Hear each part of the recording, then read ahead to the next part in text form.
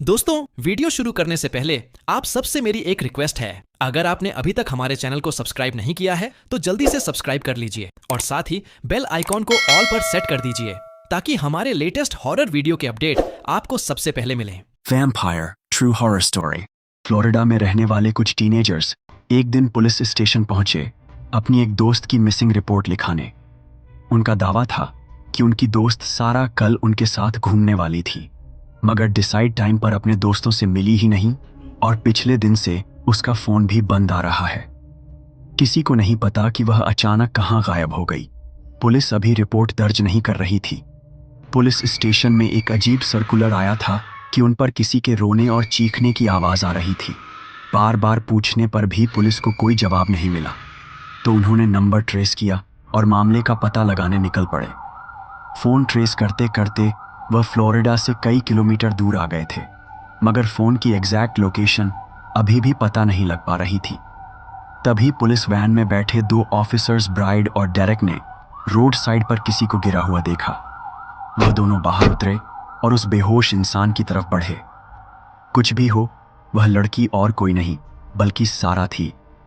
उसके दोस्तों ने रिपोर्ट दर्ज कराते हुए उसकी एक फोटो भी पुलिस को दी थी, जिसकी वजह से उन ऑफिसर्स ने उसे तुरंत पहचान लिया। सारा का शरीर नीला पड़ रहा था और उसकी लेफ्ट आर्म से खून निकल रहा था। पुलिस ने उसे उठाया और जल्द से जल्द हॉस्पिटल ले गए। सारा को एग्जामिन करने के बाद डॉक्टर्स ने पुलिस को बताया कि 2 दिन तक लगातार सारा के शरीर से खून निकाला गया है और इसी वजह से वह इतनी कमजोर पड़ गई है। पहले तो यह किडनैपिंग और क्राइम से रिलेटेड लग रहा था, मगर फिर डॉक्टर ने कुछ ऐसा बताया जो सुनकर सब दंग रह गए। उसके हाथों पर जलने के निशान थे।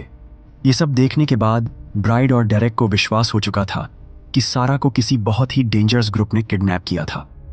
ब्राइड ने अपने साथी डेरेक को सारा के कपड़ों से मिले सैंपल्स चेक करने और उनसे जितनी भी इंफॉर्मेशन निकल सकती थी निकालने को कहा।